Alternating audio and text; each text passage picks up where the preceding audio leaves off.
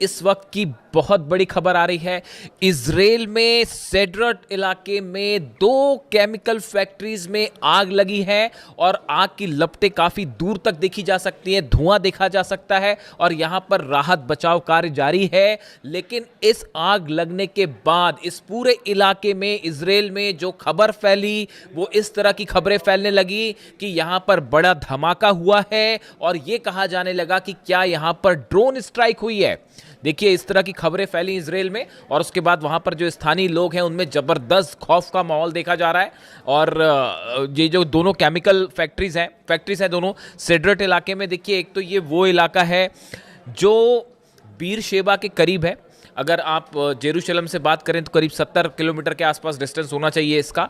और ये वो इलाका है जहां पर पहले भी ईरान की तरफ से बड़ी स्ट्राइक्स हुई हैं, ड्रोन स्ट्राइक्स हुई हैं, मिसाइल स्ट्राइक्स हुई हैं। ये इंडस्ट्रियल इलाका है। यहाँ की 2 बड़ी केमिकल जो फैक्ट्रीज जो हैं इसमें अचानक आग लगती है और कुछ लोगों ने ऐसा दावा भी किया कि भाई धमाके हुए उसके बाद आग लगी, इसलिए इस तरह की खबरें फैली कि ये ड्रोन स्ट्राइक थी।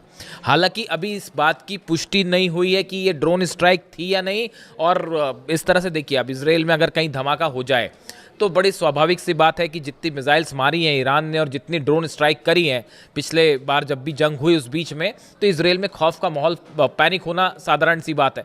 तो हुआ ये कि ये जैसे ही खबर आई उसके बाद इस तरह की खबरें फैलने लग गई कि भाई ये ईरान की तरफ से ड्रोन स्ट्राइक कर दी गई है। उसके बाद पैनिक का माहौल था, लेकिन वहाँ पर जो है फायर फाइटर्स पहुँचे, आग को बुझाने का काम शुरू हुआ। लेकिन इस बीच एक और बड़ी खबर आ गई। देखिए, अभी ये धमाका हुआ ही था, आग लगी ही थी, इसके बीच में खबर आ गई कि इस 2 में से एक फैक्ट्री से अमोनिया गैस लीक होनी शुरू हो गई। बड़े इलाके में धुआं और आग और धुआं का प्रभाव था।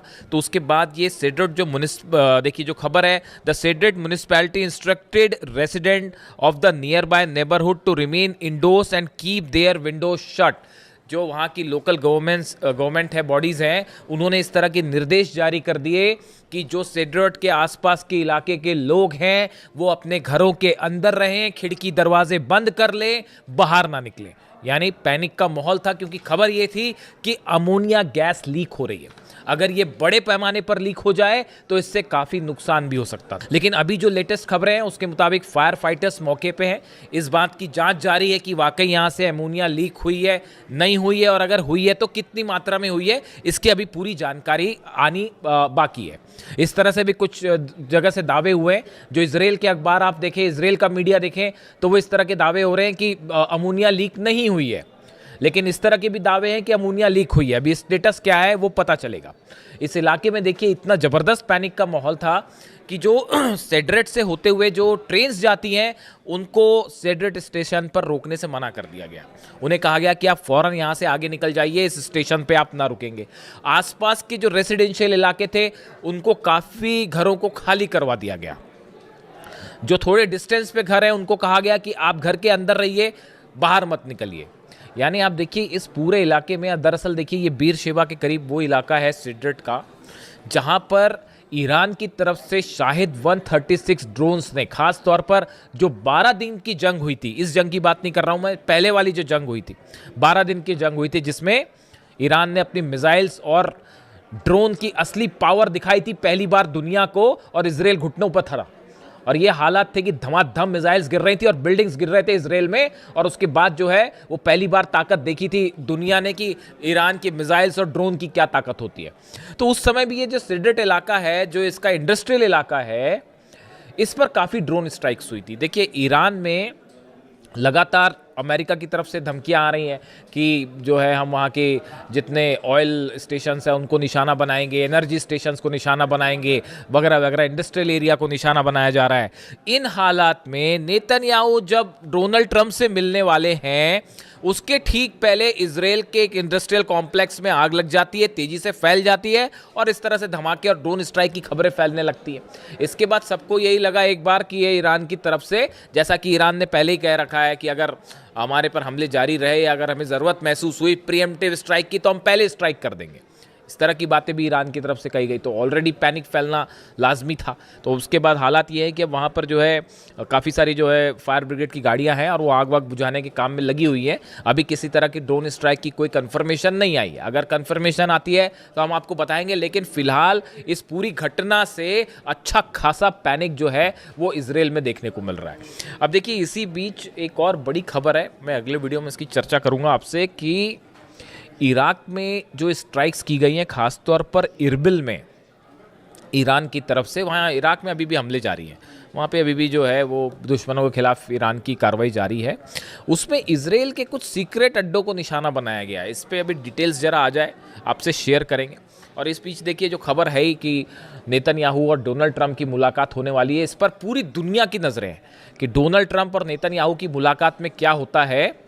पिछली बार भी जब हमले हुए थे ईरान पे, जंग शुरू हुई थी, तो उसके पहले दोनों की मुलाकात हुई थी। अब बड़े सारे ऑप्शंस जो हैं इसकी अमेरिका की मीडिया आपस में चर्चा कर रही है। ईरान की तरफ से साफ है स्टेटस, आप मिलिए मत मिलिए, जो करना है करिए, ईरान का जवाब तैयार है। हमला करोगे तो हमला मिलेगा, बातचीत करोगे तो बातचीत मिलेगी, जैसा चाहता है अमेरिका, जैसा चाहता है इजराइल, उसको वैसा जवाब दिया जाएगा। ईरान का स्टेटस बिल्कुल क्लियर है। वो अभी तो जवाब यूक्रेन को देने की हो रही है, क्योंकि कैस्पियन सागर में जो हमला किया है अभी तैयारी उसकी चल रही है। वो खुर्रमशहर 4 कभी भी फायर हो सकती है। जवाब जरूर मिलेगा यूक्रेन को, ये बात तो तय है। अब देखिए, इस बीच जो खबर है, 2-3 ऑप्शंस जो हैं जिस पर विचार हो रहे हैं। पहला ये कहा जा रहा है कि डोनाल्ड ट्रंप और नेतन्याहू की मुलाकात के बाद ये प्लान तैयार हो सकता है कि अब हॉर्मूज में एक्शन की जिम्मेदारी नेतन्याहू की। कई सोर्सेज ऐसा दावा कर रहे हैं कि अब हॉर्मूज में अभी तक अमेरिका ने अपने 18 जहाज लेके वो खड़े रहे, कुछ कर नहीं पाए। हॉर्मूज अभी भी पूरी तरह से ईरान के कंट्रोल में, परिंदा भी पर नहीं मार सकता वहाँ ईरान की इच्छा के बिना। तो अब ऐसे में बताया जा रहा है कि हो सकता है कि नेतन्याहू को हॉर्मूज का कंट्रोल दे दिया जाए, कि बस जिम्मा दे दिया जाए कि भैया अब यहाँ पे ईरान से आप लड़ो, हम नहीं लड़ सकते। तो एक ऑप्शन ये है कि इजराइल की एंट्री हॉर्मूज में होने जा रही है, वहाँ पर ईरान उसके लिए तैयार बैठा हुआ, कह रहा है आप आइए, हम बताते हैं, हमारी अबू मेहदी रेडी है, तो वो अलग तैयार है। दूसरा ऑप्शन ये बताया जा रहा है कि अब अमेरिका में मिड टर्म पोल्स होने हैं। अब यहाँ बड़ी समस्या ये है, जॉर्डन में बेस तबाह हो गए, सोल्जर्स मारे गए, कुवैत में पेट्रियट तबाह हो गया, बहरीन में पेट्रियट थर्ड सिस्टम तबाह हो गए, तो भयंकर नुकसान हो गया। अब सैटेलाइट इमेजेस सामने आने लग गई हैं, और जो रिपब्लिकन सांसद हैं डोनाल्ड ट्रंप की पार्टी के, वही सवाल उठाने लगे हैं डोनाल्ड ट्रंप पर, कह रहे हैं कि भाई आपने हासिल क्या किया, आपने ईरान जाके ऑपरेशन किया, आपने हासिल क्या किया। आप कह रहे थे रिजीम चेंज होगी, वो भी नहीं हो पाई। आप कह रहे थे कि यूरेनियम पर हम कब्जा कर लेंगे, वो भी नहीं हो पाया। तो फिर आप कर क्या पाए वहां जाके?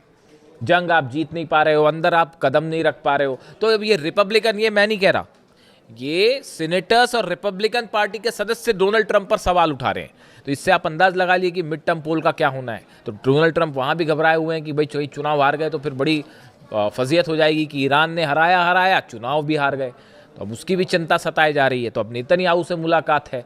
तो अब देखिए, तरह तरह की खबरें हैं, लेकिन इस बीच एक बड़ी जो गौर करने वाली बात यह है, अमेरिका के जो फाइटर जेट्स हैं, हथियार हैं, इन सबका प्लेसमेंट, लोकेशंस और मूवमेंट बाकायदा जारी है। मतलब वो कहने की बात वही है कि डोनाल्ड ट्रंप ने जैसे ये कहा कि साहब अभी हम फिलहाल मैं ईरान पर हमला नहीं करूंगा, जैसे ही डोनाल्ड ट्रंप का ये विचार सामने आया, उनकी ये बात सामने आई कि डोनाल्ड ट्रंप ये कह रहे हैं कि अभी फिलहाल जो है ऑपरेशन सस्पेंड है, मैं ईरान पे हमला नहीं करूंगा, वैसे ही ईरान ने जो है वो हमले की दुगनी तैयारी शुरू कर दी कि अब जरूर हमला होगा। जब भी डोनाल्ड ट्रंप बोलते हैं तो वो अपनी बात से पलट जाते हैं। मतलब उनको हमला करना होगा तो बोलेंगे जी मैं नहीं कर रहा, और हमला हो जाएगा। ईरान तैयार है उसके लिए। यानी डोनाल्ड ट्रंप का ये कहना कि मैं हमला नहीं करूंगा, उस तो ईरान और अलर्ट हो गया है। उसने अपनी और जो है मिसाइल तैनात कर दिए हैं, और वो जो है ईरान की सेना के जो प्रवक्ता है उनकी तरफ से बयान आ गया कि उन्होंने अपनी लोकेशंस गिना दी है कि भाई सऊदी में ये लोकेशन है, यूएई में ये लोकेशन है, कतर में ये लोकेशन है, और अगर हमला होगा सब पर एक साथ मिसाइल मारी जाएगी। तो उन्होंने अपनी एक अलग लिस्ट जारी कर दी है, और इजराइल अलग निशाने पर आ गया है। कल ही ईरान की तरफ से बयान आया था कि अगर जो अब हमला होगा तो कुछ हो ना हो, इजराइल पर तो हम जरूर हमला करेंगे। अगर अब हम पे हमला होता है, ईरान का स्टैंड साफ है, अगर ईरान पर कोई भी हमला होता है, कहीं भी हमला होता है, तो हम इजराइल पर जरूर हमला करेंगे। खासतौर पर अगर पिकेक्स माउंटेन पर हमला हुआ तो इजराइल निशाना बनेगा। अब इस बीच लग गई आग। अब सेड्रेट में इस समय आग लग गई, और फिर खबर इस तरह से फैल गई कि धमाका भी हुआ था और ड्रोन स्ट्राइक तो नहीं, तो वो उसको इस तरह से लेने लगे। हालांकि अभी ऐसी खबरें नहीं है, लेकिन चूंकि आग लगी, पैनिक की बात थी और अमोनिया फैलने वाली बात थी, इसलिए आप तक पहुंचाना ज़रूरी था। इसके अलावा अब देखिए, एक तो ऑप्शन ये हो गया, अब एक और नया जो है वो सोर्सेस से नई हलचल और शुरू हो गई है कि डोनाल्ड ट्रंप को उनके कुछ एडवाइजर्स ये बता रहे हैं कि भाई देखिए असल में हुआ ये जो इनसाइड स्टोरी है, एक बैठक हुई, मैं इसका जिक्र पहले भी कर चुका हूँ, आपको बताता हूँ मैं। अमेरिका में एक बैठक होती है, उस बैठक में जनरल डेनकेन शामिल थे, चीफ जॉइंट ऑफ स्टाफ, वो शामिल थे, हेस्गेट शामिल थे, डोनाल्ड ट्रंप और तमाम एडवाइजर्स इनके शामिल थे। ब्रैड कूपर जो है उनसे बात की गई, सेंटकॉम के जो चीफ हैं, जो ऑपरेशन देख रहे हैं ईरान के, तो सेंटकॉम चीफ जो है उनकी तरफ से बयान आया कि देखिए हमने ईरान के ऊपर जितनी एयर स्ट्राइक करनी थी वो कर ली, अब इससे और ज़्यादा हम जो है कोई अपना गोल हासिल नहीं कर सकते। उन्होंने सच्चाई कबूल कर ली असल में ये कि हम जितना नुकसान कर सकते थे ईरान का। एयर स्ट्राइक, देखिए हर ऑपरेशन की एक सीमा होती है, आप एयर स्ट्राइक करके किसी को हरा नहीं सकते, किसी देश को। तो अमेरिका का वो ब्रैड कूपर का कहना है ऐसा है, हमने जितनी एयर स्ट्राइक करनी थी वो कर लिया, अब हम ईरान को और एयर स्ट्राइक करके हम कुछ हासिल नहीं करेंगे। तो अब एयर स्ट्राइक करके हासिल नहीं करेंगे तो कैसे हासिल करेंगे? तो फिर उसका एक ही ऑप्शन बचता है, ग्राउंड ऑपरेशन करिए, सोल्जर्स को अंदर ले जाइए। डोनाल्ड ट्रंप ने आज वो एक और फिर डाल दिया पोस्ट, एक तो वो B-2 बॉम्बर के साथ दिखाई दे गए और फिर खार्ग आइलैंड पर हमला करते हुए एक सोशल मीडिया पे पोस्ट डाल दी। तो उसके बाद ये स्पेकुलेशंस चल पड़े कि भाई अब ग्राउंड ऑपरेशन होने वाला है, उसके लिए ईरान अलग तैयार बैठा है। एक भी कदम रखेगा सैनिक तो वो उसने अपनी प्लानिंग कर रखी है, ग्राउंड ऑपरेशन का बदला ग्राउंड ऑपरेशन। इधर से अमेरिका की सेना घुसेगी, उधर ईरान की सेना जवाब तो देगी, वो लड़ेंगे, वो तो अलग होगी मारकाट, लेकिन उसके बाद ईरान की सेना भी कहीं भी घुस सकती है साहब, ये इस बात को भी समझ लीजिए। पता चला इराक पे कब्जा कर लिया, घुस गए अंदर, कुवैत में घुस गए अंदर, कुछ भी हो सकता है। ये जो है इन्होंने अपनी अलग पॉलिसी तैयार कर रखी है ईरान ने कि वो दुश्मन से एक कदम आगे चलेगा, मतलब जो चीज़ नहीं सोची होगी वो कर लेंगे। इस तरह की खबरें थी भी पहले कि अब जो ग्राउंड ऑपरेशन बार बार जो अमेरिका करता है, ग्राउंड ऑपरेशन, इस बार ईरान की सेना ने भी ग्राउंड ऑपरेशन का प्लान तैयार कर रखा है कि कैसे घुस के मिलिट्री अड्डों पर कब्जा किया जाए अमेरिका के, इसका प्लान भी तैयार है। वो 8 लाख सैनिक ऐसे ही नहीं बैठे और बड़े गुस्से में बैठे हैं साहब अली खामेनी साहब की शहादत के बाद से, वो कुछ भी हो सकता है। तो फिलहाल ये खबर आप तक पहुंचानी ज़रूरी थी। इससे जुड़ा जो भी अपडेट होगा, नेतन्याहू और ट्रंप की मुलाकात पर हमारी खास नज़र रहेगी वाशिंगटन से, देखते हैं क्या निकल के आता है। जो भी अपडेट होगा आप तक पहुंचाएंगे। Thank you so much.